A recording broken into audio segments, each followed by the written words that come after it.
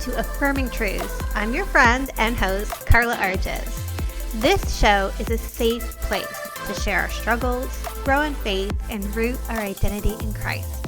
My hope is that you will leave each episode feeling encouraged in your journey. Subscribe so you don't miss an episode, and it would mean the world to me if you would leave a review. I am so glad you're here. Let's get started. Hey friends, welcome to this episode of Affirming Truths. I am your host, Carla, and this episode is late. I normally do my Monday episodes. Well, I try to get them done during the week, but I had this one planned to record on Saturday, and I had an emergency. And so we're just getting around to recording this episode now, and I'm actually not going to record it on what I had planned. I'm going to tell you a little bit about the medical emergency I had and what we can learn from surprises in terms of God and growing in our faith. So I was at a conference just at a local church this weekend on the Friday and Saturday night. It was all about ministry and how to come alongside people with their trauma, with a biblical worldview, but also with brain science, and right up my alley. This is what I do with my clients. This is the basis of my business too, in terms of working with women of faith in overcoming trauma, in dealing with their mental health struggles, bringing both science and proven methodologies alongside biblical truth. So it was right up my alley. We did the Friday night, and then Saturday at about 11 a.m., I started to feel chest pains, and I started to have this like fluttering heart, and I was out of breath and dizzy. And I thought, this is weird. I'm not someone who's prone to anxiety, so I didn't believe I was having an anxiety attack. Although we had just done a session talking about trauma, and I was wondering if on my subconscious level, I was having a reaction to trauma, triggering my own trauma. And so I didn't think much of it. I was there with two girlfriends and just kind of interestingly said, "Oh, I feel funny. My heart is racing, and it's weird." But as time progressed, this didn't go away. We even went out for lunch, tried to distract myself the whole time. I'm having this chest pain, this fluttering heart, dizziness. Like I couldn't even walk a step or two without being out of breath. You would think, why don't you get yourself some medical attention? But I was just like, oh, my body's having a weird reaction. This is weird. Um, Hours passed and it wasn't going away, and it was getting worse. So I ended up leaving the conference early and coming home, and I took my heart rate. I have a blood pressure monitor that does heart rate. And at the time, my resting heart rate was 129 beats per minute, which is really high for a resting heart rate. And so I talked to my husband and I said, I think I should go to the hospital. So we went to the ER, and I've never not had to wait in an ER. I've always had to wait, but they rushed me in and brought me to the critical care area and got me all hooked up on monitors. When I got to the hospital, my resting heart rate was 145 beats per minute. And long story short, I had I'm not going to say this word right. I had a atrial fibrillation, or also known as an AFib. Apparently, they're quite common. So maybe some of you have experienced that or know someone who has. Mine lasted 6 hours before they got it under control. I had to get IV and fluids and all that jazz. And, it's interesting the different things that went through my mind while this was happening. I wasn't afraid of dying or anything like that, although it did feel like I was having a heart attack. It was really painful. I couldn't breathe. I was dizzy. I was a little bit worried, more so about Caleb being worried about me. because we had to leave my son. My parents came and took him out for dinner, but I was worried about how he would be worried because my son does have anxiety and he does have OCD. But I just kind of thought, God, this is so funny. Like your timing is so funny. Not in a ha-ha way, but in a are you for real way. I'm supposed to be leaving the country on Thursday with my son on a special mother and son adventure. And I just thought, oh, this timing is just.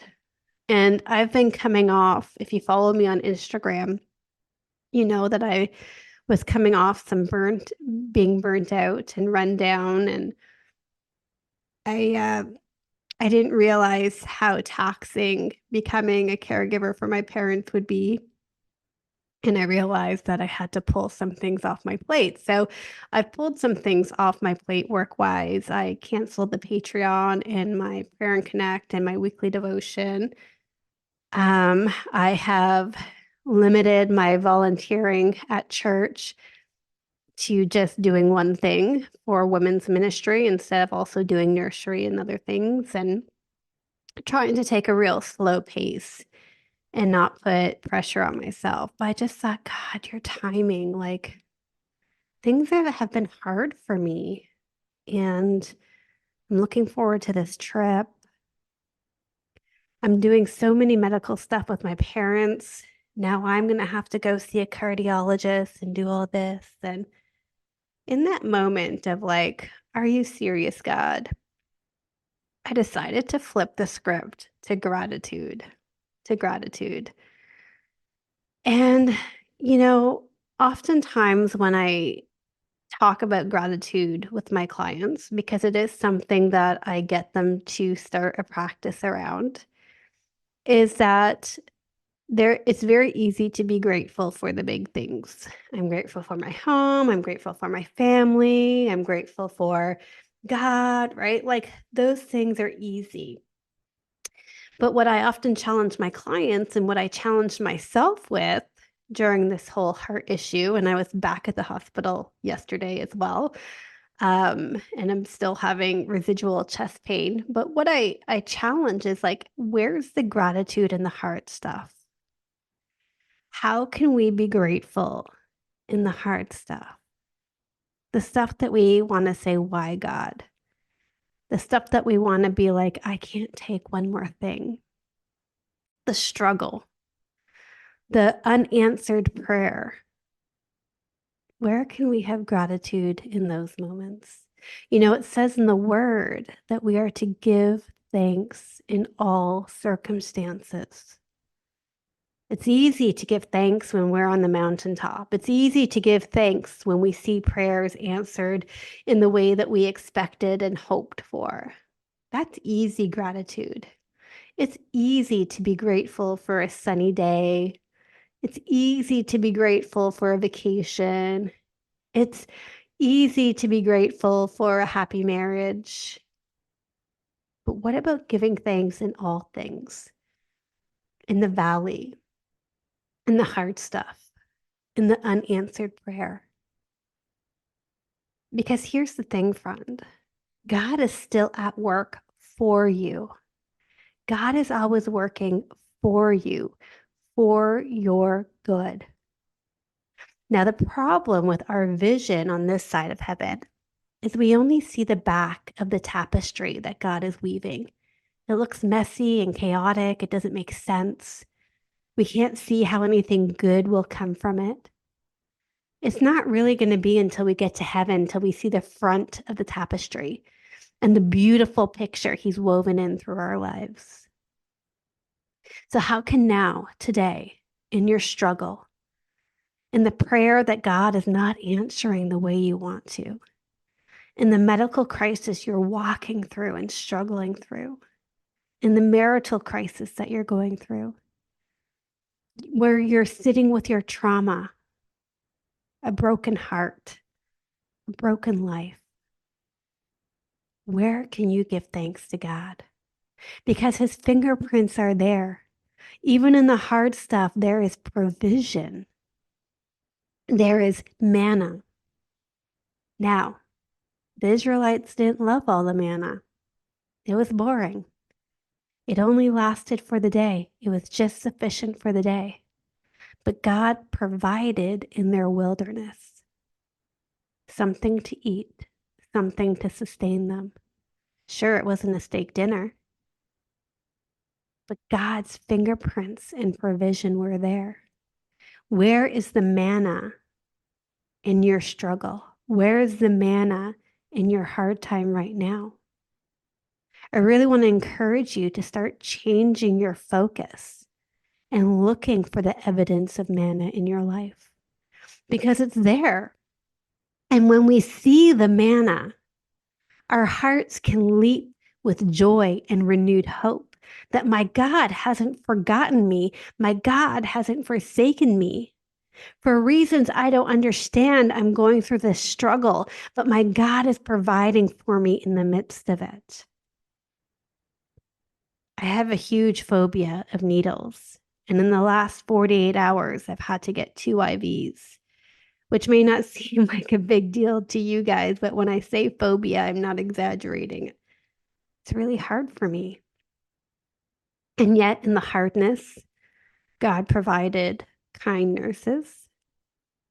God provided ease in finding my veins. God provided. When I was at the hospital, God provided peace. God provided my parents to pour into my son. God provided. God provided people to pray for me. God provided. When I was hungry, my husband brought me something to eat. God provided. God provided. When I got to emergency the second time I had to go, there was a parking spot that I didn't have to pay for right up front by the front door. That never happens. God provided. There was manna throughout this struggle. God's provision and fingerprints were there. Now, he didn't prevent this aphid from happening. He didn't stop it immediately when it started. It lasted 6 hours. He hasn't shielded me from all the repercussions. I still have chest pain and some shortness of breath. You might be able to tell from my speaking, I'm panting a little. But he has been there and he has been providing. We are so quick sometimes to look at how God's not doing things our way. We are so quick to look at why God is doing things in aggravation and misunderstanding of God's heart. I want us to become a people that are quick to see the manna, quick to rejoice for his daily provision.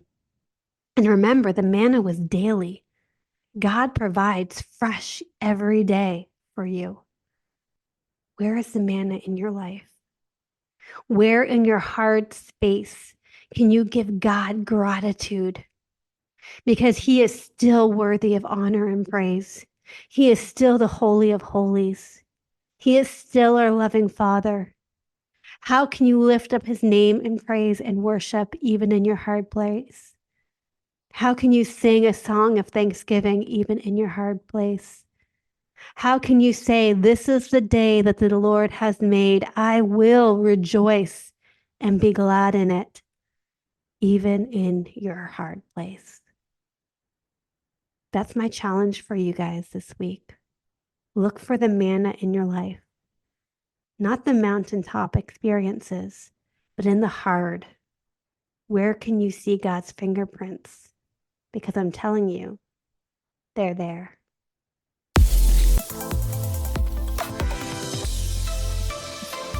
Thanks for joining me today.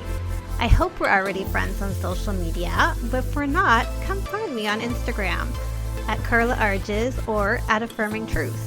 Can't wait to see you back here next week. Bye, friends.